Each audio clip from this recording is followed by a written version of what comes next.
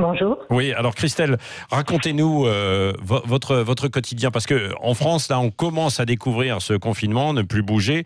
Vous, vous êtes déjà habitué à ça depuis quelques jours, et vous avez changé toutes vos habitudes ou pas? Oui, on a complètement changé notre façon de vivre à Florence. Nous, au bureau, on était 10 employés, il n'y a plus que les patrons, on n'est plus que 2. On a mis tout ce qu'on pouvait en quarantaine et ils travaillent à la maison. Et les autres ont pris leurs vacances parce que entre ce qu'on dit à la télé où on va sortir des lois pour aider et tout ça, en réalité, il n'y a aucun décret et donc les gens sont mis en vacances automatiquement. Oui. Ils sont plutôt disciplinés alors, les Italiens? Énormément. C'est incroyable, j'aurais jamais pensé, parce que quand je vois en France, on essaye de dire restez confinés, et je voyais à la télé ce matin où tout le monde était dans les parcs et tout le monde s'éclate. En Italie, c'est pas du tout comme ça. Ça a été comme ça au début, où on a dit on confine Milan, et les Milanais, beaucoup de gens du Sud sont partis partout, ce qui fait que ça a transporté le virus dans toute l'Italie.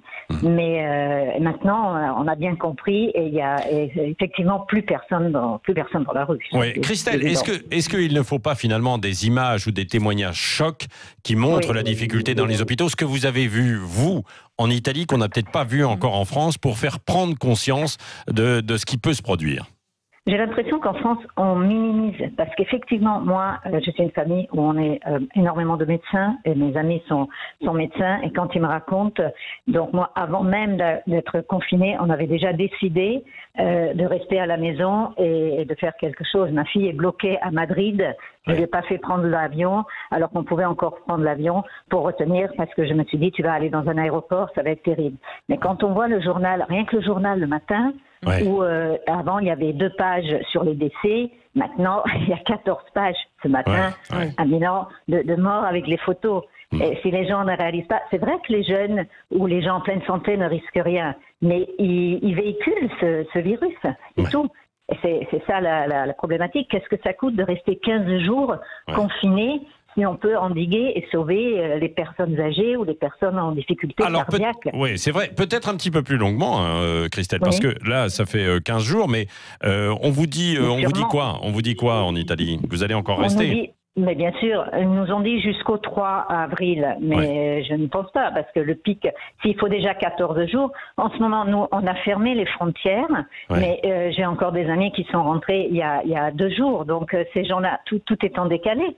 Donc, si on aurait dû faire ça au niveau européen, moi je pense, parce que le fait de fermer l'Italie, mais on laisse la France ouverte, et alors qu'est-ce qu'on fait?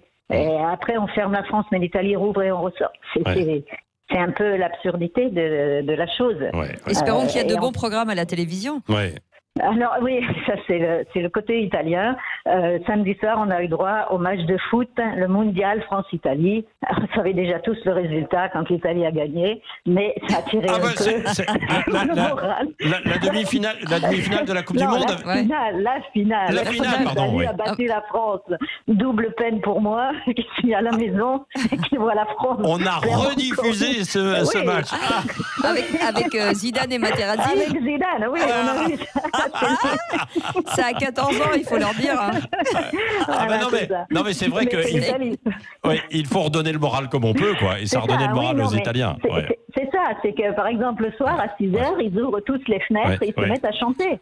Ou hier soir à 9h, ils ont allumé tous leurs portables et ça c'est l'Italie, c'est un peu l'avantage. Mais c'est vrai qu'on rigole, mais c'est pas du tout l'important. Moi je vois mes amis médecins, ils me disent qu'ils en sont à laver leurs masques à l'hôpital parce qu'on n'a plus de masques. Et ils en sont eux-mêmes à en désinfecter. Donc c'est inadmissible. Et quand j'entends à la télé qu'on dit on va vous envoyer, mais arrêtez de parler au futur, c'est maintenant qu'on en a besoin. Et c'est ça le problème, c'est que les lits, il n'y en a plus. C'est vrai qu'une personne qui est en pleine santé, qui a ce problème, le coronavirus va à l'hôpital, elle est soignée. Mais s'il n'y a pas de lit, Ouais. C'est ça le problème. Oui. C'est quand il n'y aura plus de lits.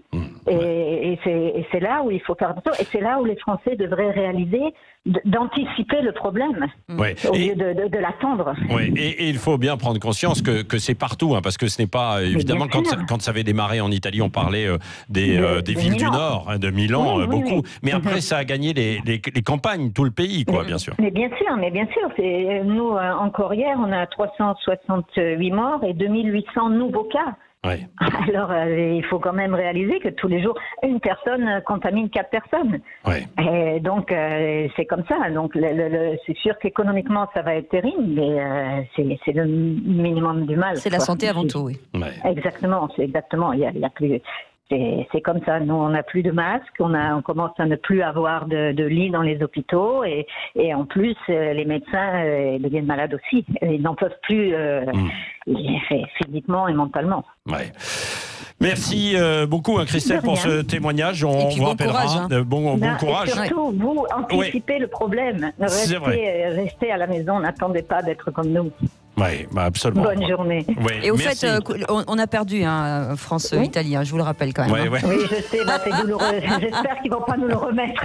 On mettra le. Eh ben nous, vous savez quoi, on va diffuser les matchs de l'Euro en 2000 quand on avait gagné. Et puis on va rediffuser 98 Ouais, que aussi. des matchs où on a gagné. Ouais, que des matchs où on a gagné. Allez, Vengez-moi. Forza Vengez-moi. Francia, Forza Italia aussi. Allez, oui, on Arrivederci. embrasse Merci aussi beaucoup, les Italiens. Christelle. Reste Merci. avec nous.